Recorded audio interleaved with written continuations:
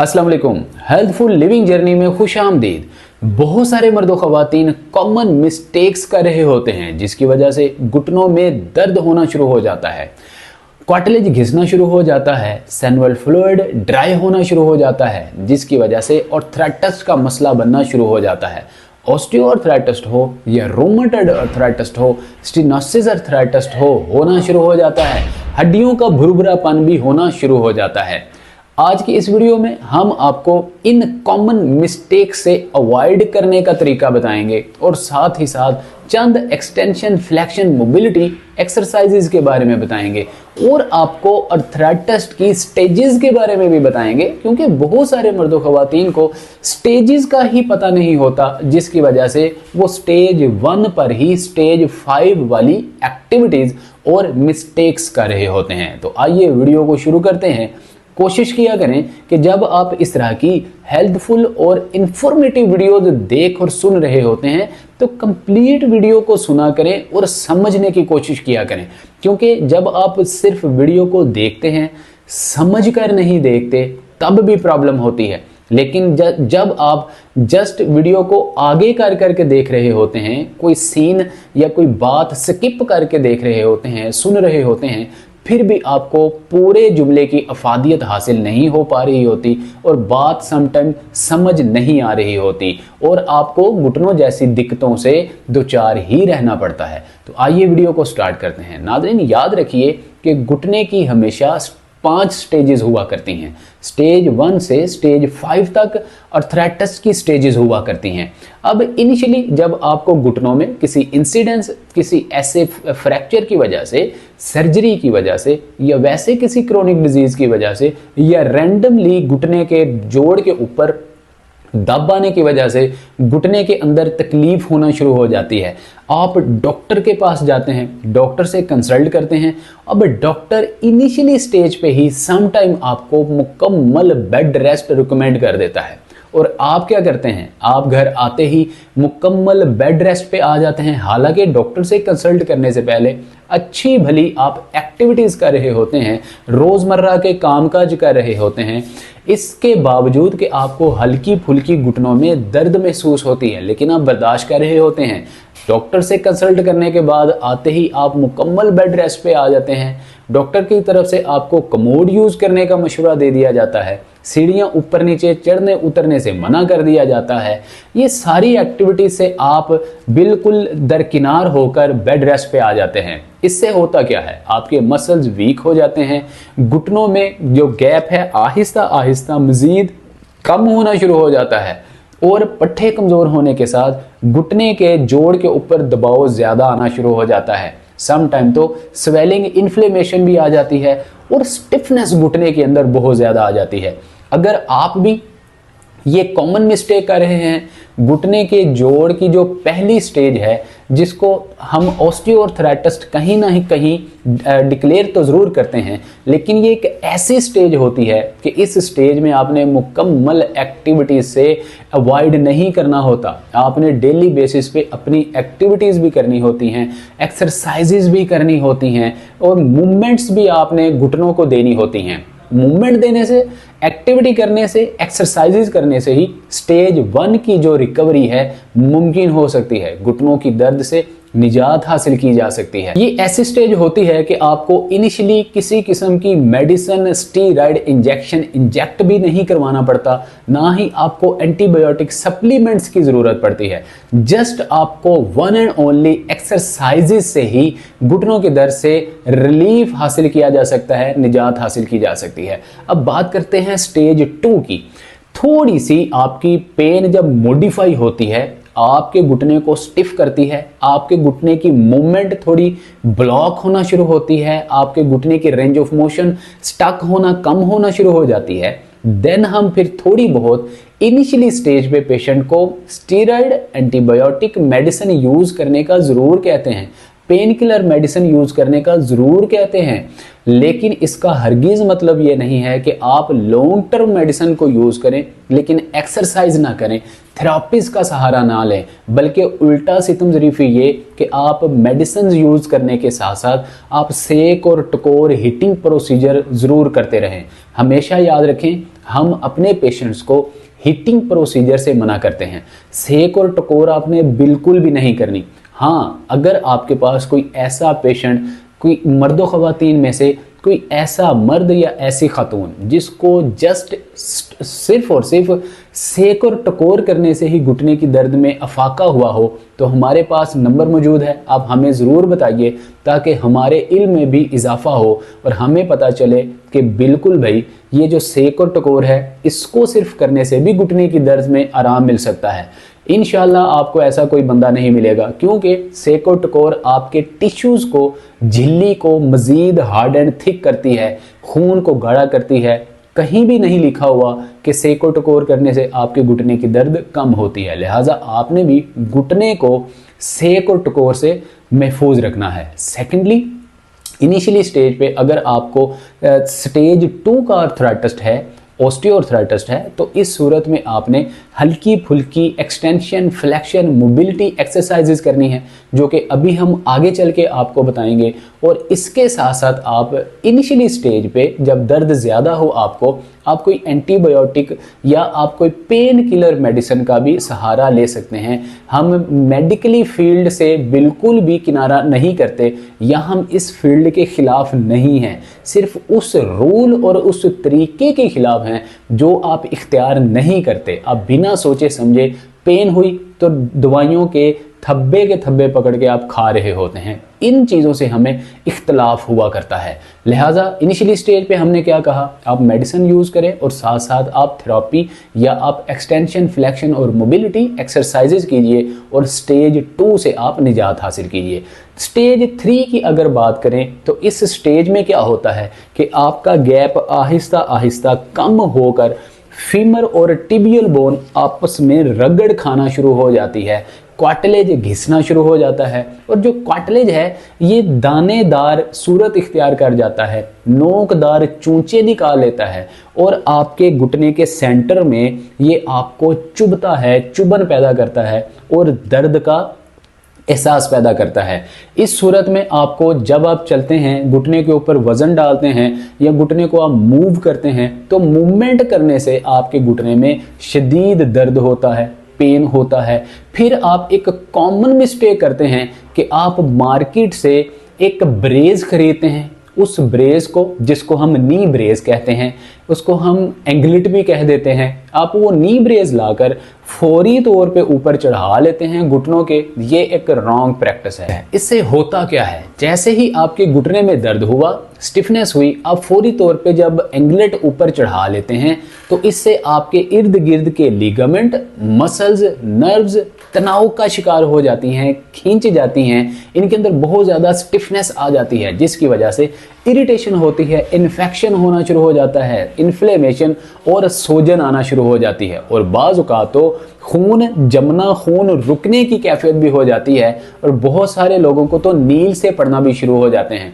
और इसका नुकसान क्या है, आप जब भी एंगलेट ऊपर चढ़ाना शुरू कर देते हैं तो जब आपके घुटने आहिस्ता आहिस्ता ब्लॉक, स्टक और फ्रीज होते हैं, मूवमेंट रुकती है, जैम होते हैं, तो आपकी पटेला, जिसको हम चपनी कहते हैं, चपनी के नीचे टिश्यूज़ होते हैं, बाल से भी बारीक एक झिल्ली होती है, वो झिल्ली स्टिफ हो जाती है, फ्रीज हो जाती है।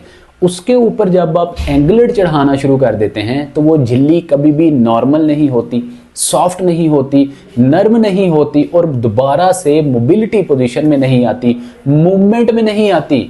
इसलिए कभी भी आपने स्टेज 3 तक भी ब्रेस एंगलेट का सहारा नहीं लेना। हाँ, अगर आपको कोई हेयर फ्रैक्चर हो चुका हो, किसी इंसिडेंस की वजह से फ्रैक्चर हो चुका हो, अब आप उसकी ट्रीटमेंट करवा रहे हैं, तो एंगलेट का जस्ट काम इतना होता है कि आपका फोकस बनाना होता है। जब आपके घुटनों में दर्द है, आप ऊपर एंगलेट डाल सकते हैं, लेकिन कौन सा एंगलेट डाल सकते हैं, आपको तस्वीर में भी दिखाई दे रहा होगा कि जिसके सेंटर में होल बना हुआ हो, गैप हो, अंदर सुराख हो, इतना बड़ा सुराख हो कि आपकी जो पटेला है, जो आपकी चपनी है, इसके राउंड अबाउट इस एंगलेट का सुराख और होल आ रहा हो, ना कि पटेला चपनी के ऊपर चढ़ रहा हो। तो इस तरह का जब आप ब्रेस पहनेंगे तो इससे जस्ट आपको फोकस मिलेगा, आपको आइडिया रहेगा। बेहतियाती में आप घुटने को मूव नहीं करेंगे, वजन नहीं डालेंगे, सोए हुए भी आपको आइडिया होगा कि हमें घुटने में कोई प्रॉब्लम है, हमने बेढंगम या अचानक से हमने बेएहतियाती से टांग को मूव नहीं करना, घुटने को मूव नहीं करना। इससे आपके घुटनों को काफी हद तक रिलीफ मिलेगा, आपका फोकस बना रहेगा। अब नाज़रीन बात करते हैं स्टेज 4 की।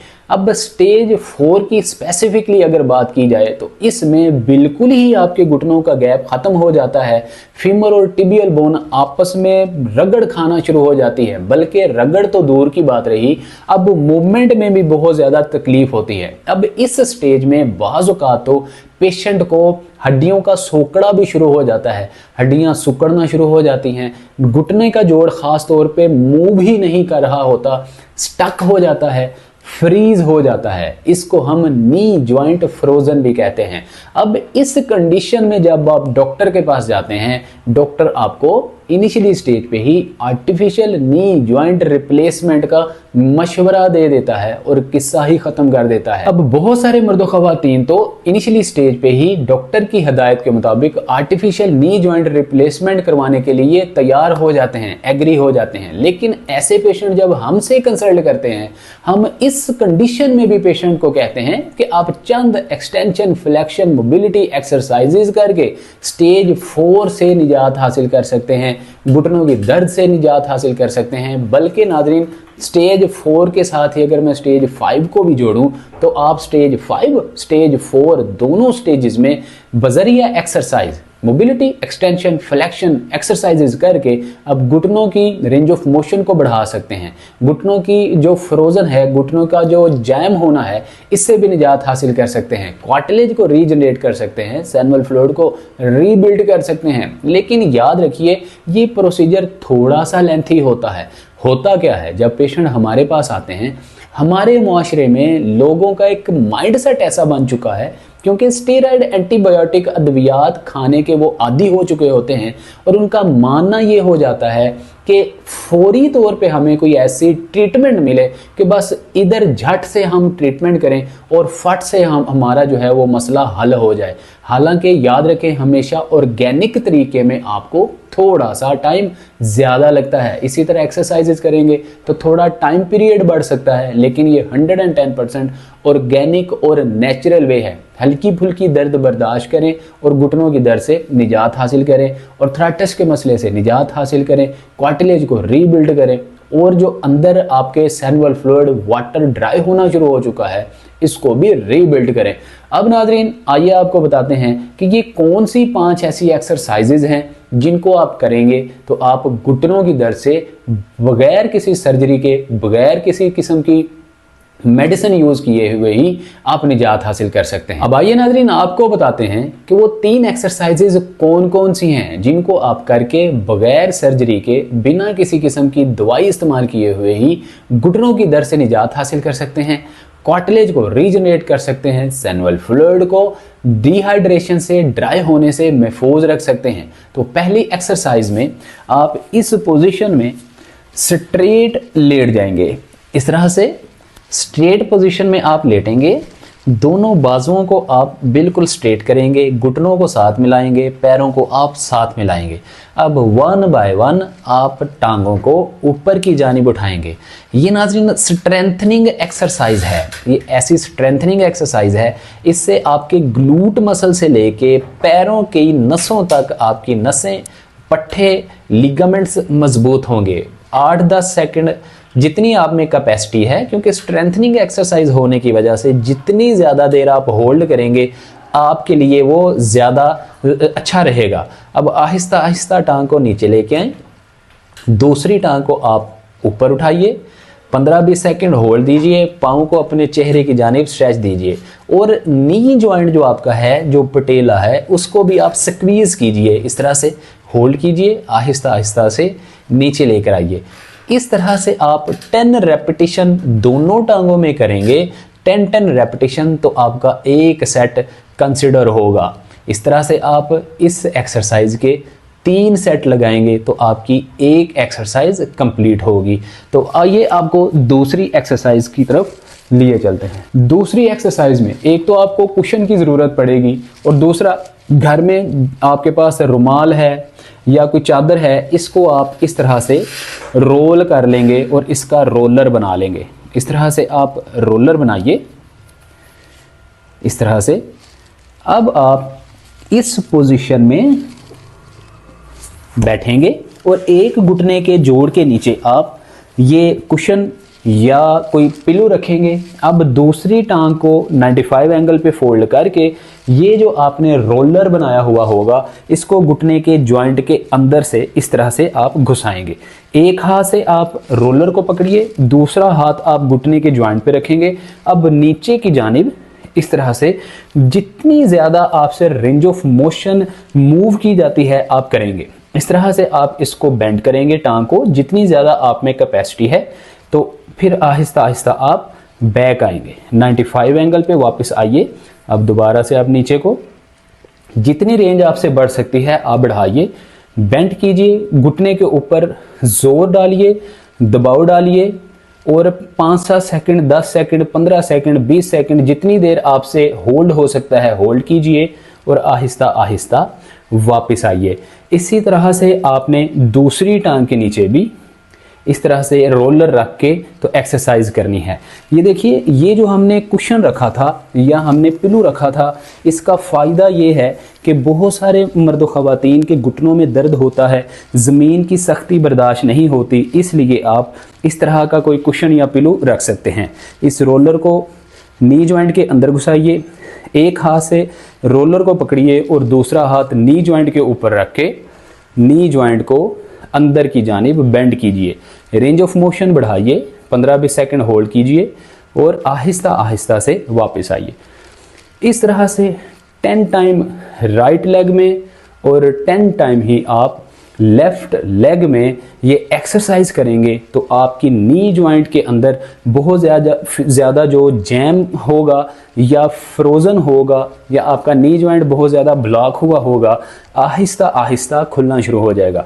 ये जो रोलर है इसको आप ज़्यादा मोटा कीजिए, इतना मोटा कीजिए कि अगर आपका थाई फैट है, थाई फैट की को मद्देनज़र रखते हुए इस रोलर को आप मोटा करेंगे। ऐसा हरगिज़ नहीं है कि आप घुटने के अंदर रखें और आपको इस रोलर की मोटाई का एहसास ही ना हो। इसको इतना मोटा करें कि जब आप नी जॉइंट के अंदर इसको घुसाएं और नीचे को आप बेंट हों तो आपके नी जॉइंट के सेंटर में गैप क्रिएट होना चाहिए। ये देखें, ये रखने के बाद अब आप नीचे की जानिब प्रेस करेंगे, वापस आइए, दोबारा से नीचे की जानिब 10 टाइम राइट और 10 टाइम लेफ्ट, ये आपका एक सेट कंसिडर होगा। इसी तरह से आप 3 सेट लगाएंगे तो आपकी ये एक्सरसाइज भी कंप्लीट होगी। थर्ड एक्सरसाइज में आप स्ट्रेट पोजीशन में बैठिए। अब एक टांग को आप 95 एंगल पे फोल्ड करें, घुटने से 4 उंगलियां नीचे, दोनों हाथों की मदद से थाई को पकड़िए। अब टांग को आपने क्लॉकवाइज 10 टाइम मूव करना है और एंटी क्लॉकवाइज ही 10 टाइम मूव करना है। ये देखिए, 1 2 3 4 5 6 7 8 9 10। इसी तरह से एंटी क्लॉकवाइज 1 2 3 4 5 6 7 8 9 10। इस एक्सरसाइज से नाज़रीन होगा ये कि जिन मर्दों ख़वातीन के घुटने स्टक होंगे, फ्रीज होंगे, जैम होंगे, घुटने के अंदर मोबिलिटी नहीं होगी, मूव सही तरह से नहीं कर रहे होंगे, तो ऐसे मर्दों ख़वातीन जब ये एक्सरसाइज करेंगे तो उनका जॉइंट आहिस्ता आहिस्ता से रिपेयर होना शुरू हो जाएगा, जॉइंट खुलना शुरू हो जाएगा, लिगामेंट्स जो बहुत ज़्यादा स्टिफ हुए होंगे इनमें भी नरमी आएगी। क्योंकि एक रूल है, आपने देखा होगा, जितनी भी स्ट्रेचेबल चीज़ें होती हैं इनको जब आप मूवमेंट नहीं देते तो इनके अंदर बहुत ज़्यादा जो है वो सख्ती आ जाती है, स्टिफनेस आ जाती है। लेकिन इन्हीं चीज़ों को जब आप मूवमेंट देना शुरू कर दें, मूव करना शुरू कर दें किसी भी मोबिलिटी पोजीशन में, आहिस्ता आहिस्ता उनकी स्टिफनेस दूर होना शुरू हो जाती है, सॉफ्ट होना शुरू हो जाते हैं और उनके अंदर मोबिलिटी आना शुरू हो जाती है। तो नाज़रीन, ये हमारी 3 एक्सरसाइजेज थी। उम्मीद करते हैं आपको ये वीडियो बहुत अच्छी लगी होगी। इसी तरह की इंफॉर्मेटिव और हेल्थफुल वीडियोस का नोटिफिकेशन हासिल करने के लिए आप हेल्थफुल लिविंग जर्नी को बेल आइकन प्रेस करके सब्सक्राइब कर लीजिए, ताकि आइंदा आने वाली वीडियो का नोटिफिकेशन सबसे पहले आपको मिल सके।